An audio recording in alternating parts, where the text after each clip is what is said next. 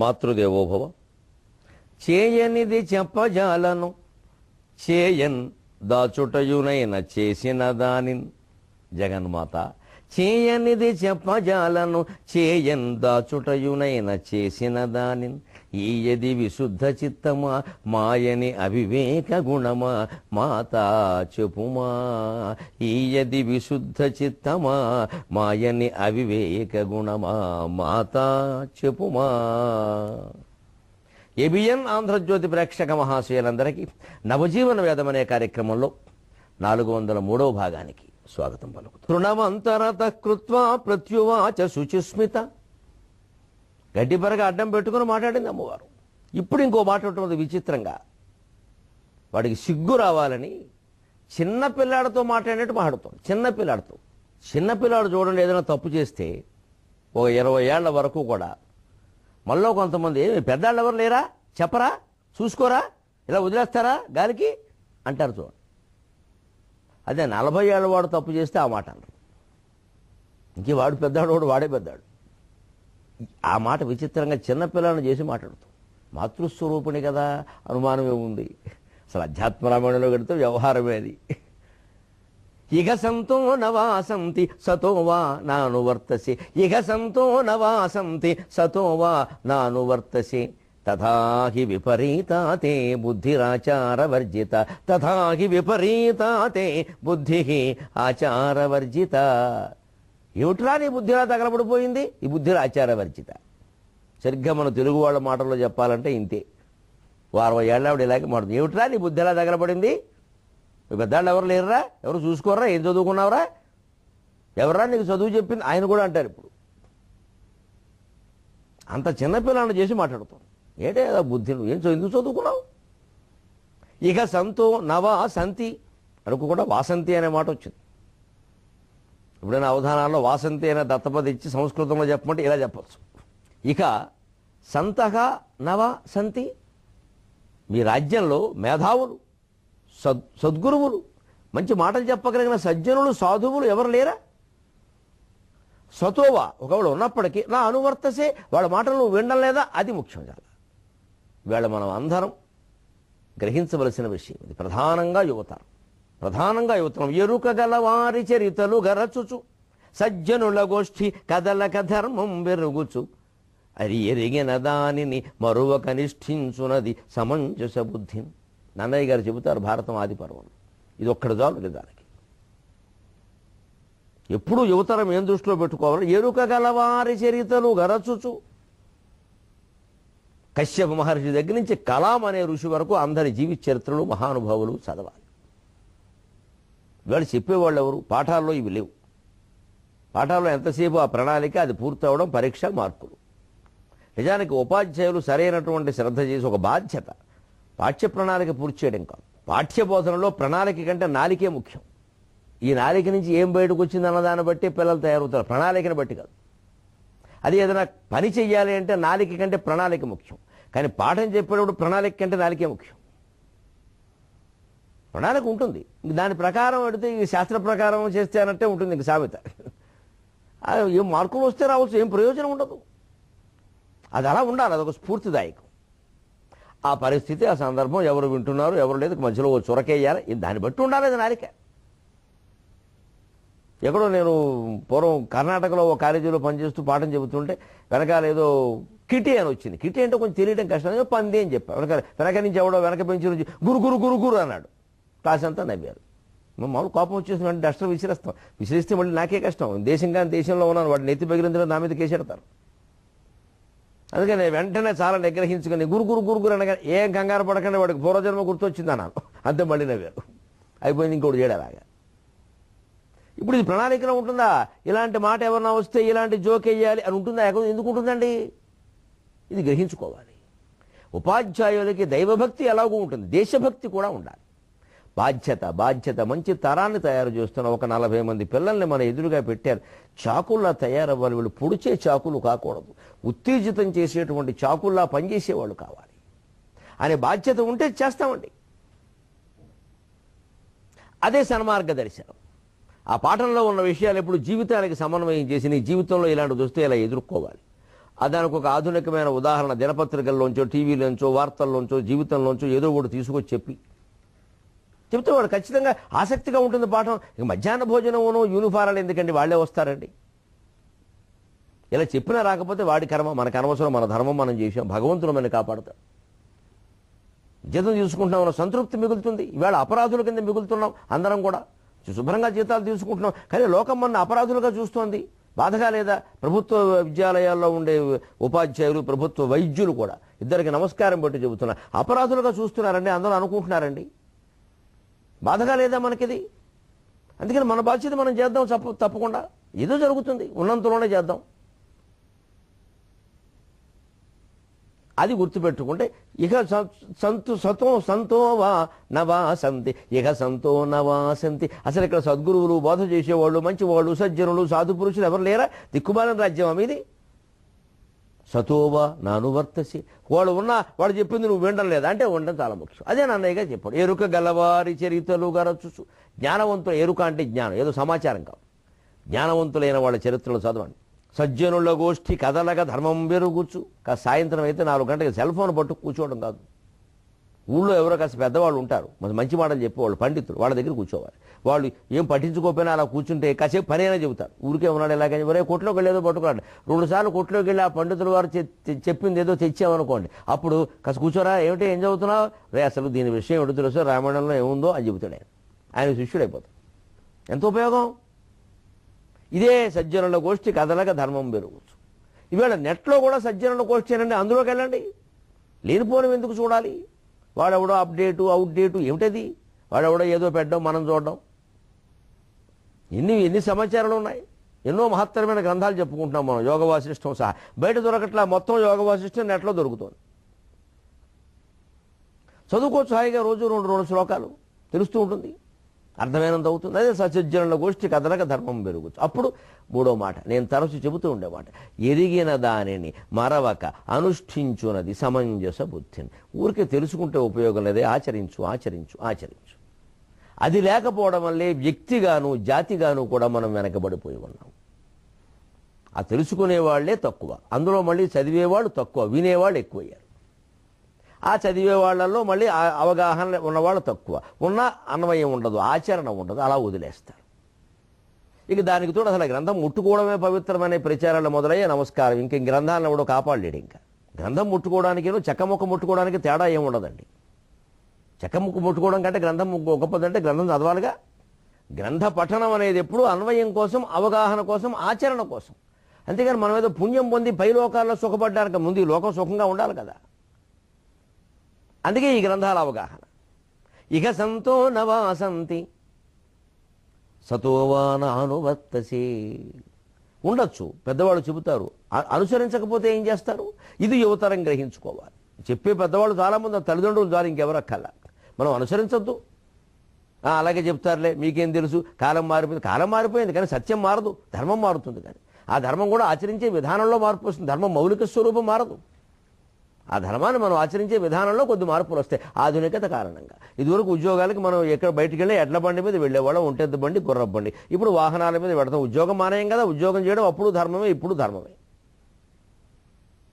ఇదివరకు మంగళ మన ఇంటికి వచ్చి క్షవరం చేసేవాడు, ఇప్పుడు వారింటికి మనం పెడుతున్నాం, ధర్మమే, తప్పదు. ఎందుకంటే పల్లెటూళ్ళు ఆ ఊళ్ళో 2 మంగళ్ళు ఉంటే సరిపోయేది. వారి సెలవులు వారికి ఉండేవి, అమావాస్య నాడు, మంగళవారం నాడు. నెలకు 5-6 సెలవులు ఉండేవి, మిగిలినప్పుడు ఏదో వెళ్ళేవారు. ఇప్పుడు ఎలా వీలవుతుందంటే పట్టణాలు పెరిగిపోయాయి. వాడు ఏదో దుకాణం పెట్టు, అక్కడ మనమే వెళ్ళాలి. మరి అంత మాత్రం చేత ఆ క్షవరం అనేటువంటి ధర్మం అది మారుతుందా? దాని విధానం మారింది, తప్పేముంది? ఇప్పుడు కూడా మంగళని ఇంటికి రమ్మంటే నాకేం పని అంటాడు. అలాగని క్షవరం మానేస్తామా? ఇదే లెక్క. ఏదైనా ఆలోచించే విధానం ఇది. ఆధునికతను ఎప్పుడూ వ్యతిరేకించకూడదు, అవినీతిని మాత్రమే మనం వ్యతిరేకించాలి. అవినీతికి కారణం ఆధునికత కాదు, మన బుద్ధిలో వచ్చిన తేడా. ఎందుకంటే ఇంత ప్రాచీన కాలంలో కూడా అవినీతి ఉందిగా. రావణాసురుడు ఏమిటి, 3 మంది ఉన్నారు. అది అవినీతి కాదు. అంటే ప్రాచీనము నవీనము సమస్య కాదు, ఊరికే వాతావరణంలోనూ కాలంలోనూ తేడాలు. అంత తేడా మన బుద్ధిలోనే. సమస్త మహిమలు మన మనస్సులోనే ఉన్నాయి, అన్ని మాయలు మన మనస్సులోనే ఉన్నాయి. ఆ మనస్సుని పట్టుకోగలిగితే చాలు. అందుకే తథాకి విపరీతాతే బుద్ధికి ఆచారవర్జిత. ఇక్కడ ఆచారం అంటే ధర్మం, ఆచారములు ధర్మ. ధర్మాన్ని వదిలిపెట్టి అధర్మంగా వాదిస్తున్నావు, మాట్లాడుతున్నావు. అందుకే నీది విపరీత బుద్ధి, తే బుద్ధికి విపరీత. నువ్వు విపరీతమైన వితండవాదం చేస్తున్నావయ్యా. నువ్వు గడ్డిపరక లాంటి వాడు ఏంటో. అవును, నేను గడ్డిపరకనే, నా మీద సీతాకోక చిలుకలా వచ్చి వాలమంటావా? వాలుతుంది. రాముడు ఖడ్గం వాడుతుంది సన్నాసి, ఏమనుకుంటున్నావు? ఒక్క దెబ్బకి చర్మం ఊడిపోతుంది మళ్ళీ.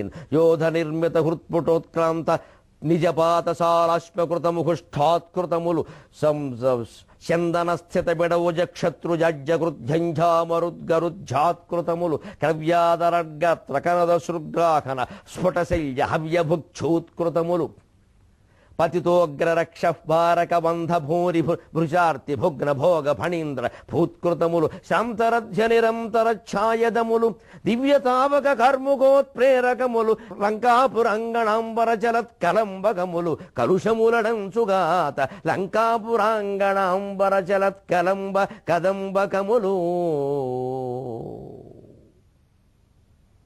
లంకాపురం అనేటువంటి అంబరం మీద చరించేటువంటి మేఘాల్లా, మృత్యు మేఘాల్లా వచ్చి పడిపోతే రాముడు బాణాలు ఏమనుకుంటున్నావు? సీతాకోక చిలుకలు గల పేత సన్నాసి.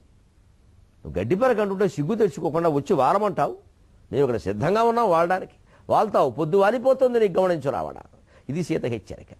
ఇందులో బాధ ఏమిటండి? ఆత్మవిశ్వాసం, అపూర్వమైన ఆత్మాభిమానం కనిపిస్తోంది అమ్మవారిలో. ఇంత దుఃఖంలో కూడా అది మనం నేర్చుకోవాలి. సహజంగా ఆ పాత్రకి న్యాయం చేయాలి కాబట్టి ఆవిడ ఏడ్చి ఉండొచ్చు, కన్నీళ్లు పెట్టుకుని ఉండొచ్చు. రాముడైనా అంతే. కానీ మరి పాత్రోచితంగా ప్రవర్తించాలి కదా నాటకానికి ఒప్పుకున్నాక. ఇగో అసలు స్వభావం ఇది. అందుకని పెద్దవాళ్ళు చదవాలి, గ్రహించాలి, ఆచరించాలి. లేని దానికి ఎందుకు ఇదంతా? అలాగే మేధావులైన వాళ్ళు సంతోవా, మేధావుల కర్తవ్యం. ఇక్కడ పిల్లగా యువతరానికి చెప్పారు, మేధావులైన వాళ్ళు. మనకెందుకండి, ఇది మారదండి, ఎంత చెప్పినా ఒకటే, ఎంత తప్పించుకునే విధానమే. మారదు అనేది వేరే విషయం. మిత్రమా, మీ పని మీరు చేయండి. మారుతుంది మారదు భగవంతుడికి సంబంధించిన విషయం, మనం కాదు. అలా చెప్పలేదే భగవద్గీతలో. ఉద్యోగ పర్వంలో కూడా సారపు ధర్మము విమల సత్యము పాపము చేత బొంకుచే పారము చెందలేక చెడబారినదైన వ్యవస్థ దక్షులెవ్వారలుపేక్ష చేసిరి అది వరల చేటకు గాని ధర్మ నిస్తారకమయ్యు సత్య శుభదాయకమయ్యును దైవముండడి.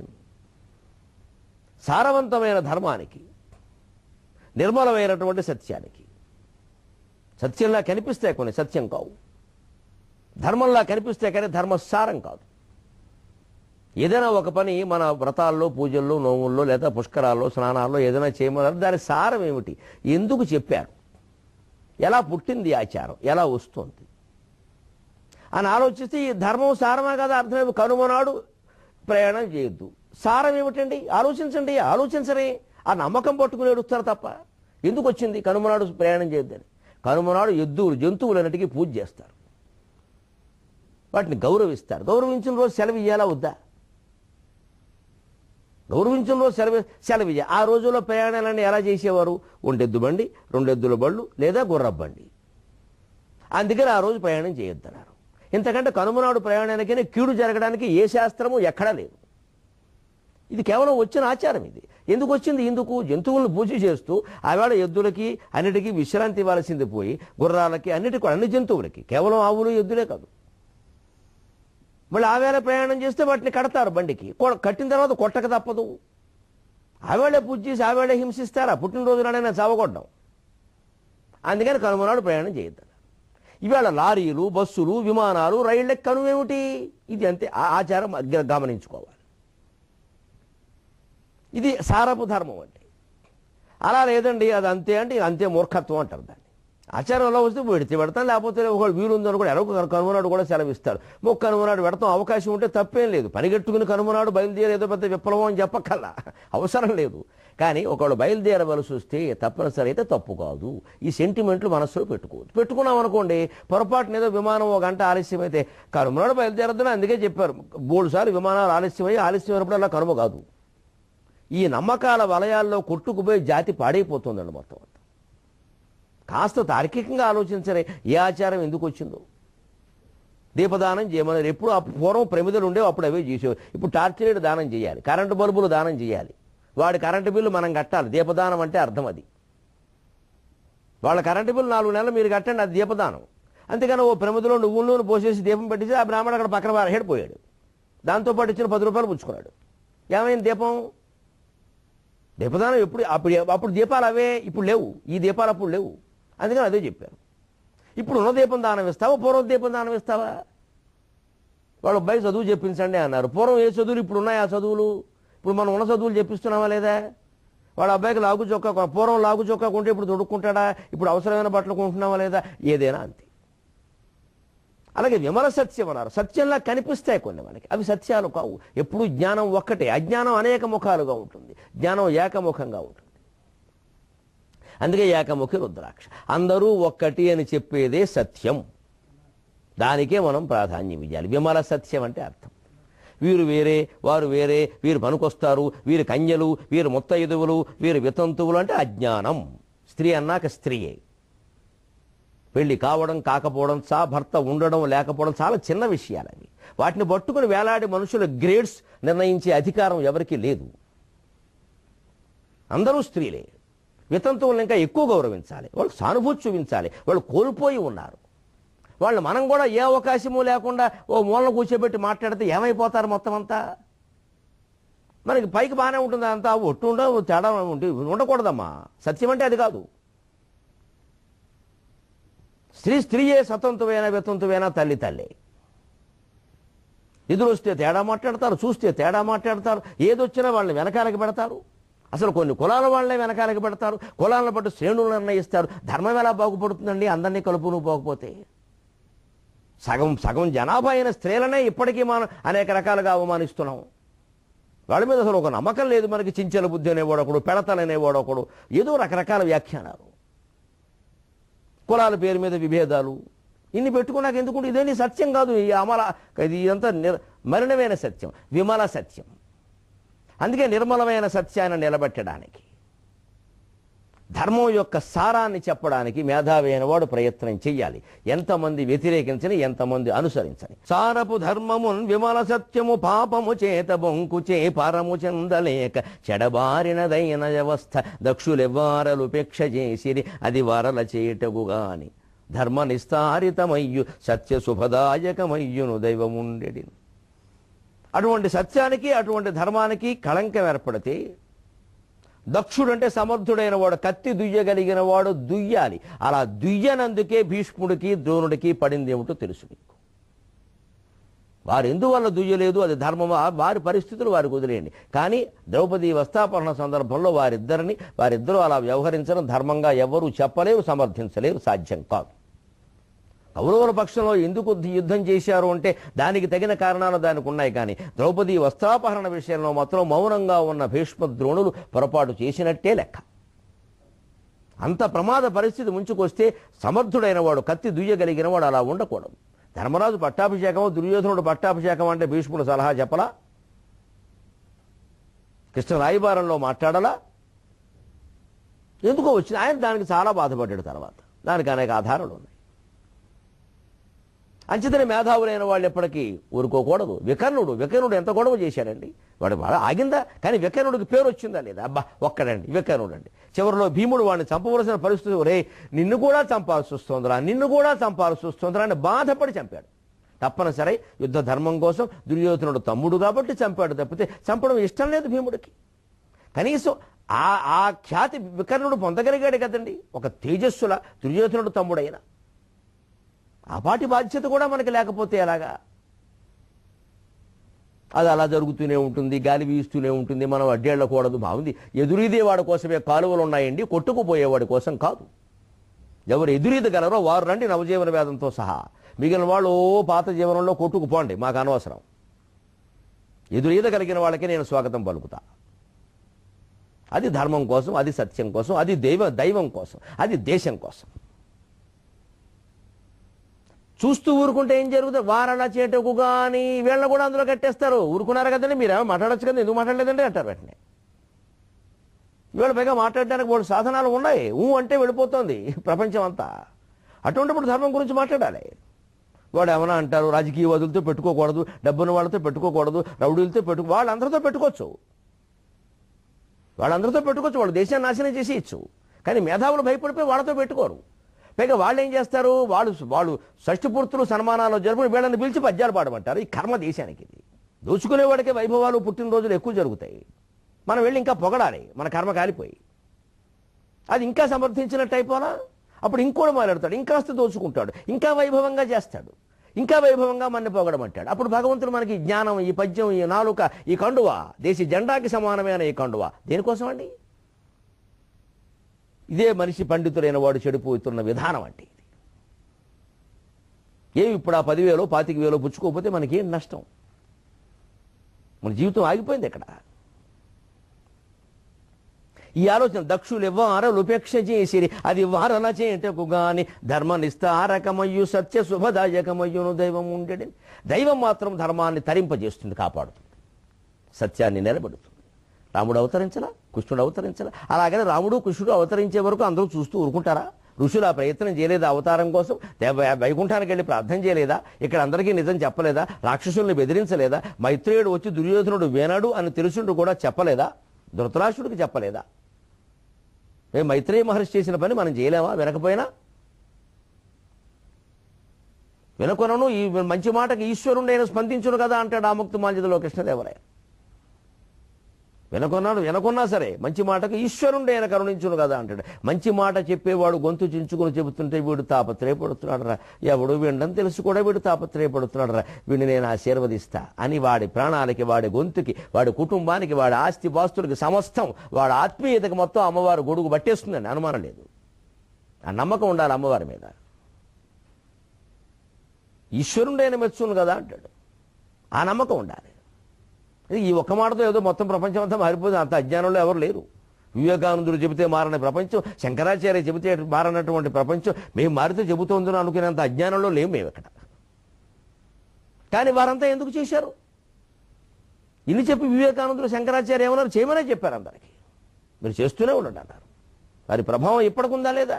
జనం మార్పు పొందుతున్నారా లేదా? ఆనందంగా ఉన్నారా లేదా? మనకే అదే మీకు రామాయణం నుంచి చూసినా కూడా ఇంత దుర్మార్గుడైన రావణాసురుణ్ణి మార్చడానికి మండోదరి చేసిన ప్రయత్నాన్ని చరిత్ర గుర్తించిందా లేదా? ఇంద్రియాణి పురాజిత్వ జితం త్రిభువనం త్వయా స్మరద్భిరివ తద్వైరం ఇంద్రియైరేవ నిర్జితక. రాముడు చేతుల్లో రావణాసురుడు చనిపోతే, రాముడు చంపాడు, నా భర్తను చంపారు, నేను కష్ట తీర్చుకోవడానికి ఫ్యాక్షనిస్టు భార్యలాగా మండోదర మాట్లాడలేదు. రౌడీ ముఠా నాయకుడు భార్యలా మండోదర మాట్లాడలేదండి, భర్తను సమర్థించుకుంటూ. ఆవిడ సాధ్యత్వం అంతే కదా, ఆవిడ సత్యనిష్ట, ఆవిడ ధర్మనిష్ట. రావణ, ఇదివరకు తపస్సు చేశావు పరమేశ్వరుడు గురించి, బ్రహ్మ గురించి, అప్పుడు ఇంద్రియాలన్నీ జయించావు. ఇంద్రియాలను జయించకుండా తపస్సు ఎవరు చేయలేరు కదా. ఆ శక్తి వల్ల 3 లోకాలు జయించగలిగావు, అందుకని అహంకారం వచ్చేసింది. కానీ నీకంటే తపస్సులు, నీకంటే సాధు పురుషులు, నీకంటే భక్తులు ఉంటారని గ్రహించుకోలేకపోయావు. స్మరద్భిరివ తద్వైరం అని వ్యంగ్యంగా చెప్పాడు వాల్మీకి. మండోదర చేసి చెప్పించాడు. ఇంద్రియాలన్నీ జయించావు కదా, ఇప్పుడు ఆ కన్ను, ముక్కు, చెవి, నాలుక అన్ని నీ మీద తిరగబడ్డాయి, పగబడ్డాయి. మనం ఎవరినైనా ఓసారి ఆటలో మరి యుద్ధంలో ఓడించామంటే వాళ్ళు పగబట్టి తిరిగి ఓడిస్తారు కదయ్యా, చూస్తారు కదయ్యా, తప్పదు కదా. అందుకని నీ ఇంద్రియాలన్నీ నీ మీదే పగబట్టి సీతాదేవి మీద వ్యామోహం కలిగేలా చేసి నీ మనస్సు నీ నాశనానికి కారణమైంది. మనయేవ మనుష్యాణం కారణం బంధమోక్షయోహో. బంధింపబడిన మనం, బంధాల్లో ఇరుక్కుపోయినా, విడుదల పొందిన మనస్సే కారణం. ఇంకోటి అనుకోవలసిన అవసరం లేదు. అంచేత నీ సావుకి నీ మనస్సు కారణం, నీ ఇంద్రియ వ్యామోహం కారణం. అంతేగాని రాముడు కారణమని నేను అనడం లేదయ్యా అంది మండోదరి. ఏమి మహాసాధ్వండి. అందుకని అహల్య, ద్రౌపది, సీత, తారా, మండోదరి తథా పంచకన్యా స్మరే నిత్యం మహాపాతకనాశనం. మండోదరుడు స్మరిస్తే మహాపాతకాలు పోతాయా? మహాపాతకాలు చేసిన రావణాసురుడు భార్య ఆవిడని స్మరిస్తే పాతకాలు పోవడం ఏంటండి? వీడిని స్మరిస్తే పాతకాలు చుట్టుకోవడం ఏంటండి? చరిత్ర భార్యాభర్తలైనప్పటికీ ఎవరి స్థానం వారికే ఇచ్చింది కదండి. మనం గ్రహించకపోతే ఎలాగండి? భార్యను బట్టి భర్తని, భర్తను బట్టి భార్యని గౌరవించడం సంప్రదాయం, పద్ధతి మంచిదే. కానీ భర్త దుర్మార్గంలో ఉంటే, భార్య సన్మార్గంలో ఉంటే ఆవిడకి మనం రహస్యంగానే నమస్కారం చేయాలి. అమ్మాయి ఎలా పడుతున్నావమ్మా ఈ సన్నాసితో అని. ఆవిడ కొంత ఉత్తేజం పొందుతుంది, కనీసం లోకంలో నా పట్ల సానుభూతి చూపించే వాళ్ళైనా ఉన్నారా అని. అప్పుడు ఆవిడ మార్గానికి ఆవిడ కట్టుబడి ఉంటుంది. అంతేకాని ఆవిడ మంచిదైనా కూడా ఆవిడను కూడా ఏ గూడి చిలక ఆ గూటి పలకే, ఈవిడ చెప్పకుండా ఆయన అలా తయారయ్యేట అని ఆవిడని విమర్శించామనుకోండి, మంచి ఆవిడని కూడా, ఆవిడ భర్తలాగే ఉంటుంది. ఇక ఎందుకు వచ్చిన గొడవ, వాడైనా దొక్కుతాడు. మన వ్యాఖ్యానాల ద్వారా మంచి వాళ్ళని చెడ్డవాళ్ళని చేస్తున్నాం మనం గమనించాలి. మన వ్యాఖ్యానం ద్వారా మంచి వాళ్ళని చెడ్డవాళ్ళని చేస్తున్నాం. చెడ్డవాళ్ళని మంచి వాళ్ళని ఎలాగూ చేయలేకపోతున్నాం, మంచి వాళ్ళని చెడ్డవాళ్ళని చేసేస్తున్నాం. అంటే తల్లి, తండ్రి, భార్య, భర్త, కొడుకు ఈ సంబంధాలు ఎలాగైనా ఉండనండి.